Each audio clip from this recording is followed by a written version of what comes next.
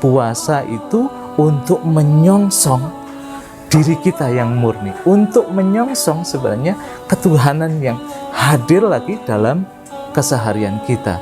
Sifat-sifat dan karakter yang mencerminkan sifat dan kualitas Tuhan di dalam diri kita.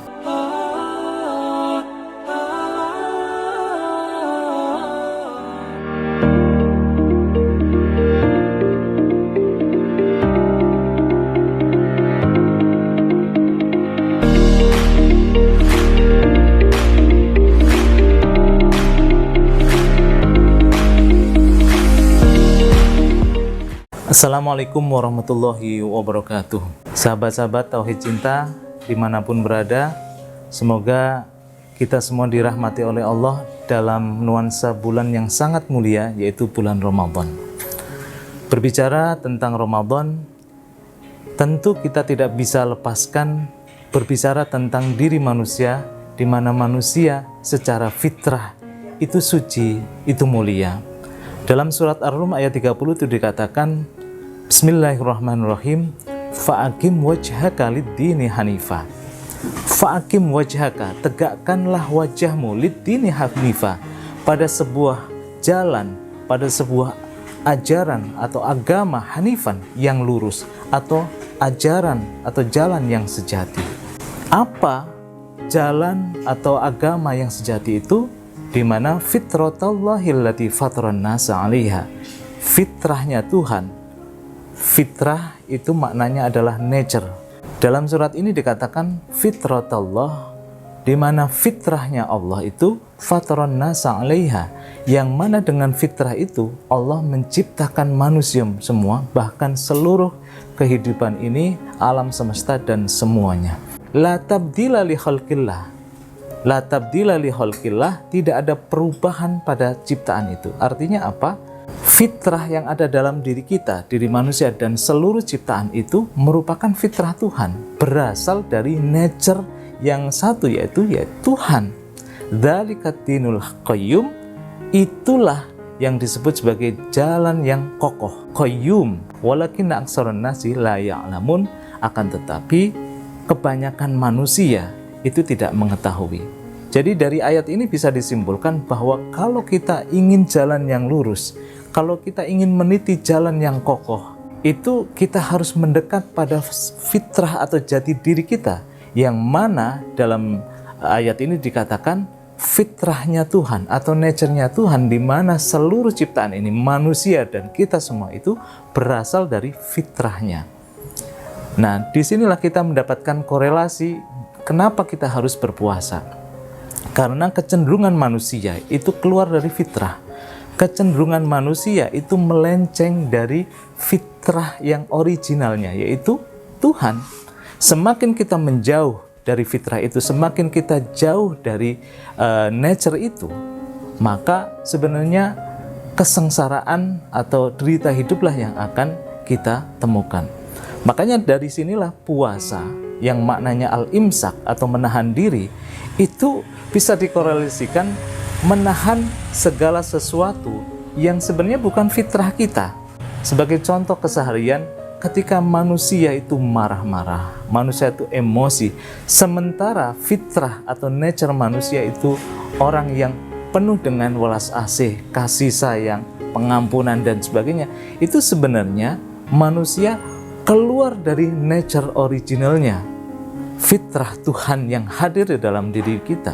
Makanya al-imsak dalam pengertian puasa ini tidak sekedar dimaknakan hanya sebatas menahan makan, minum, dan hubungan pasangan, yaitu suami istri dan sebagainya, tapi menahan diri dari segala sesuatu yang bukan original atau bukan fitrah dari diri manusia itu sendiri. Berdasarkan penjelasan ini, bahwa puasa itu mengajarkan kita untuk al-imsak atau menahan diri dari segala sesuatu yang bukan fitrah original kita, yang mana tadi sudah saya jelaskan bahwa fitrah dari seluruh ciptaan termasuk kita sebagai manusia adalah fitrahnya Tuhan. Nah, kalau Tuhan Maha Pengasih, Maha Penyayang, Maha Pengampun, harusnya manusia itu korespon atau cocok dengan original nature-nya, itu fitrah Tuhan. Harusnya manusia juga penyayang, manusia juga pengampun, manusia juga penolong dan sebagainya. Nah, kalau manusia punya karakter-karakter yang menjauh fitrah itu, disitulah manusia melalui syariah Islam, puasa itu bisa mengembalikan manusia kepada fitrah yang sesungguhnya. Makanya tidak heran ketika kita sudah menjalani proses puasa, proses al-imsak selama 30 hari itu, ending dari 30 hari itu yaitu Idul Fitri. Kita sebenarnya kembali kepada original nature kita, kembali kepada fitrah kita, yang mana fitrah kita itu fitratullah, yaitu fitrah ketuhanan. Ada original nature dalam diri kita yang ilahi, atau sesuatu yang divine di dalam diri kita.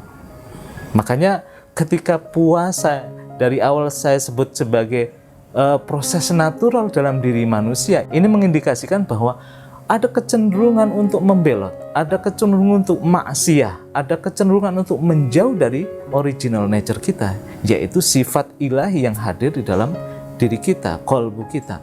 Makanya di sini loh syariah mengajarkan kita, ini bukan semacam hanya kewajiban, tapi ini tuh sebuah proses natural dalam diri manusia.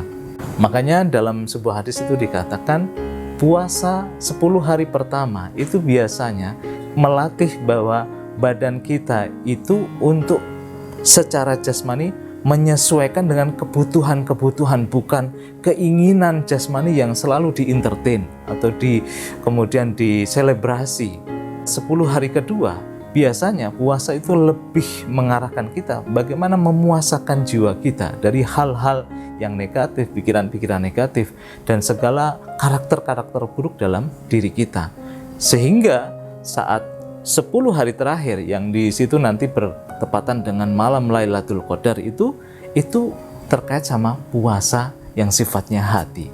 Nah, ketika puasa pertama itu fokus pada puasa yang sifatnya jasmani, yang kedua puasa yang terkait nafsani, dan yang ketiga 10 hari ketiga itu puasa terkait rohani, disinilah secara natural manusia semacam diarahkan untuk kembali kepada original nature-nya, yaitu punya sifat dan karakter ketuhanan. Takhallaqu bi akhlaqillah, berakhlaklah dengan akhlak Tuhan.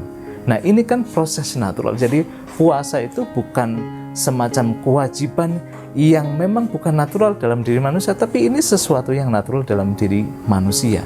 Makanya puasa itu untuk menyongsong diri kita yang murni, untuk menyongsong sebenarnya ketuhanan yang hadir lagi dalam keseharian kita, sifat-sifat dan karakter yang mencerminkan sifat dan kualitas Tuhan di dalam diri kita.